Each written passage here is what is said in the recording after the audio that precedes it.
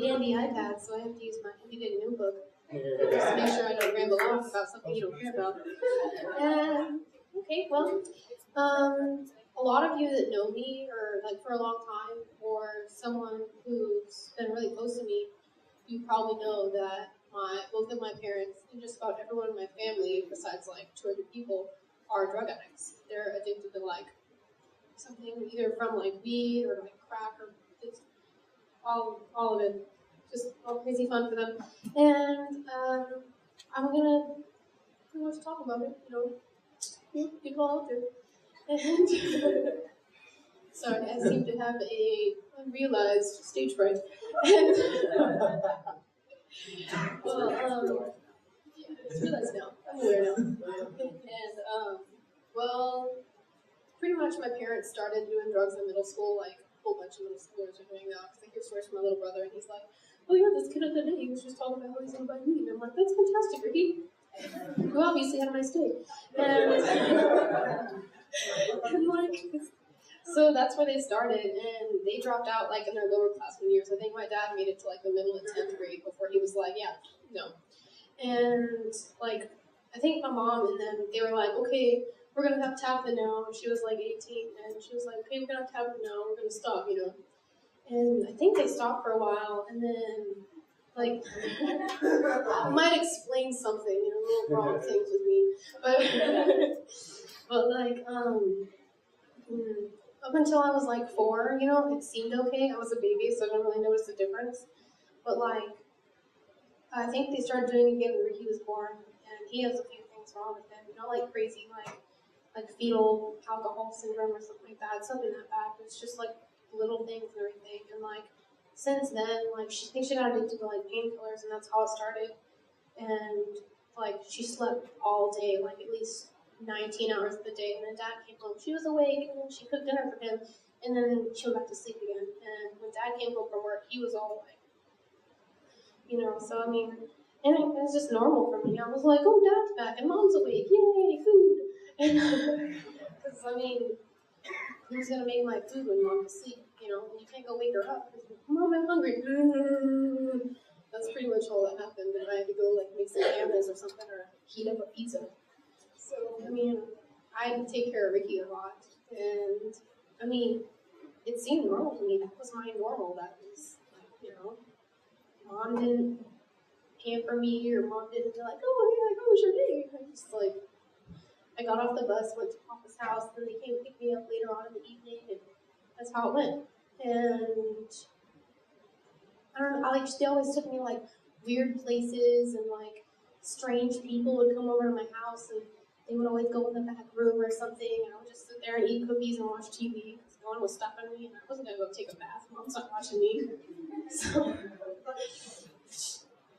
So I mean, that was normal for me, and like, I would always come to school dirty and like live in crazy places. Like we didn't have a house for longer than maybe 6 months before we got evicted or something, because no one paid the bills. And I mean, it was crazy. And finally, when someone noticed, hey, that kid's smelly and dirty and has like rashes because she hasn't made enough when she's in elementary school, they called someone, and they, CPS came to visit me and my brother when I was 12, and they questioned us and everything, and they asked, do your parents ever do drugs? And I'm like, no, what the heck? Because I mean, it's not like my mom came in the kitchen, she's like, hey, you ready for dinner? It wasn't like an obvious thing. I didn't really notice anything like that. It didn't seem out of the ordinary. So of course I was like, they only smoked in front of us. And of course Ricky, he was like littler, and they were like, smoking's bad, smoking's a drug, the little really thing. He freaked out. He was like, yeah, Mom and Dad do drugs. They smoke all the time. They do all this crazy stuff and everything. So automatically they were like, oh God. So they investigated, and it turns out they were like on heroin and stuff. They were on crazy stuff, and like, those like visits to that weird clinic or whatever were actually visits to a methadone clinic. It's just, I was like, oh, and so it was just normal for me. Nothing, it's not supposed to be normal, but it was. And I mean, it's just, they were on something crazy, and that's when I started living with my grandpa and grandma, and instead of it being a wake-up call, instead of them, like, CPS taking me away, and my brother away, it should have been like, hey, I need to put on my big girl underwear and go take care of my kids and get a life. It was, I don't have to take care of kids anymore, so I'm gonna go off and do some more crack. So I mean, I'm still living with my grandpa today, like now, and they just never come around. And so I mean, it's not even just like heroin and like go in and smoke pot and do some acid or whatever. It's little like it's stuff you don't think about, stuff that's legal, like cigarettes. Like that's still bad. Like I had asthma because of cigarettes because they smoked around me all the time. And my grandpa and grandma, both of them got cancer. My grandpa, he doesn't even talk properly now because he had throat cancer. So they took something out of his throat. He had this weird tube in his stomach forever. It was just so weird. And but like that was normal to me. And then my grandma, she got cancer later because even when he was like getting throat surgery, she would go out in the garage so he wouldn't have to smell her cigarettes while she continued to smoke after he got cancer. And then she got cancer in her lungs, and it spread to her brain, and she died when I was in middle school. So, I mean, it just gets worse because all it does is take people away. And my cousin, he lost his dad, or my uncle, to like, he was like messed up, and it was reported as suicide. Like he was tweaking out or whatever, he shot himself.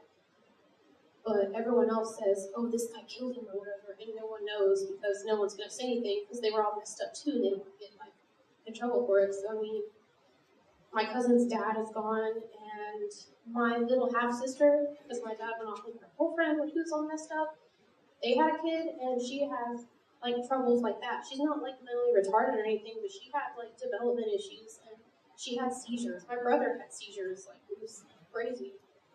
And I mean, drugs make you like a burden to your family. Like no one can rely on you or trust you whatsoever. Like when my dad and mom came over, we had to hide our stuff because we were so like freaked out. Like, oh no, Jennifer and Terry are gonna come up and like take the $20 on the table that was meant for, the neighbor or something. Because no one's gonna trust you. You're all like, oh hey guys, what's up?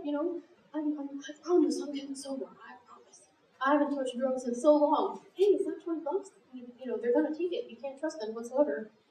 And I mean, my dad couldn't hold a job. We lived in hotels, motels, a mechanic parking garage, just random people's houses, in and out of my grandpa and grandma's houses until like they put me in their custody.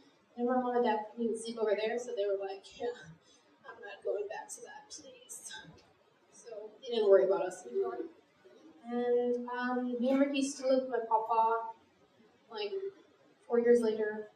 And he and my Aunt Janet are like, I'm sure they're the only people that aren't on something right now. Like right now.